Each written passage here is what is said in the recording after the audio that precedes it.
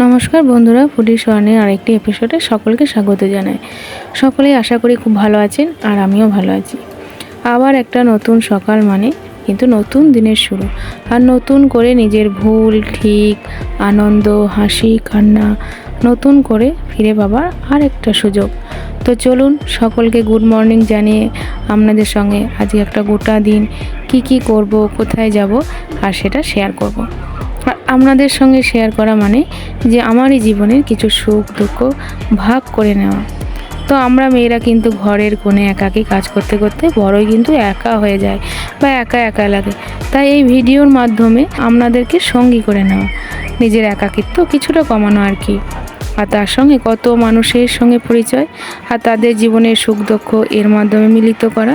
আর সকলের দুঃখ কষ্ট তার সমান না, ভিন্ন ভিন্ন মানুষের সুখ দুঃখ ভিন্ন।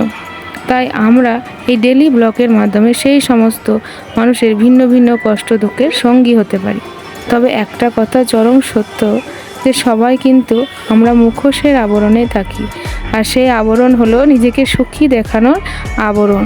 আর সেই আবরণ মিথ্যা হলেও সকলের সঙ্গে নিজেকেও বিশ্বাস করাতে হয় যে আমরা তো ভালো, আর এটাই হয়তো ভালো থাকা।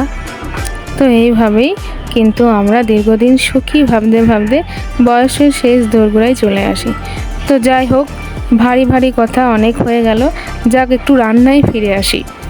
পুজো করে সেই কখন পুজো করে টিফিন করে একদম কিন্তু রান্নাঘরে এসেছিলাম। আর দেখতেই পেলেন অনেকক্ষণ আগেই রান্নাঘরে কিন্তু আমার যুদ্ধ শুরু হয়ে গেছে। হাতা খুন্তির সঙ্গে এই যুদ্ধ আমাদের খুবই পরিচিত এক যুদ্ধ, রোজ করতে হয় আমাদের। আর এই যুদ্ধে আমরা তখনই জিতব যখন বাড়ির এই মানুষগুলো সেই যুদ্ধ থেকে তৈরি রান্না খেয়ে এক মুখ হাসি নিয়ে আমাদের দিকে চেয়ে বলবে, বাহ, আজকে তোমার হাতের মাংসটা দারুণ হয়েছে।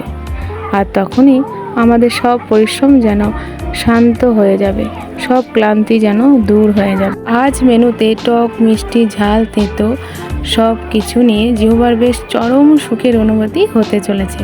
কারণ প্রথম পাতে রয়েছে নিম বেগুন, আর তারপরে রয়েছে কালো কলাইয়ের ডালের সঙ্গে আলু ভাজা, আর তারপর ঝাল চিকেন কষা, আর শেষ পাতে রয়েছে মিষ্টি মুখ মানে চাটনি। তো কথা বলতে বলতে আমাদের সমস্ত রান্না কিন্তু কমপ্লিট হয়ে গেছে।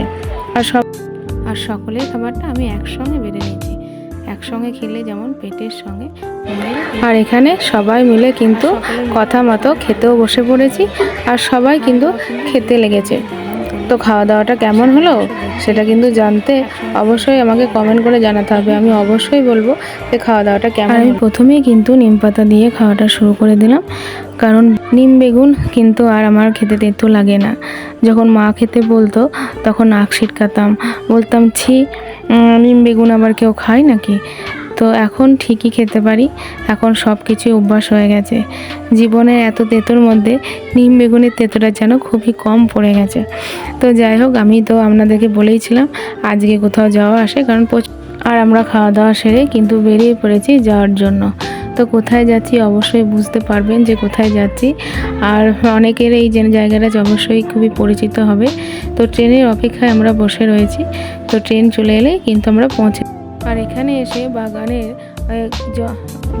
অগোচরে, আর এখানে এসে এই জিনিসটা দেখা পেলাম। এই জিনিসটা জানেন তো, পেকে গেলে পরে জলে দিলেই ফট করে ফেটে যায়। তো অনেকে যারা চিনে থাকবেন তারা অবশ্যই জানবেন এই জিনিসটার মাহাত্ম্য। এগুলো বাদ দিয়ে কোথায় এসেছি অবশ্যই দেখুন, আর জায়গাটা দেখলে অবশ্যই বুঝতে পারবেন। হ্যাঁ, আর আমি এই জায়গাটার নাম কিন্তু বলবো না, এটা কিন্তু আপনাদেরকে কমেন্ট করে জানাতে হবে। এটা আমার তরফ থেকে কিন্তু একটা ছোট্ট আবদার। আর যারা আমাকে সাবস্ক্রাইব করেছেন তাদেরকে অসংখ্য ধন্যবাদ।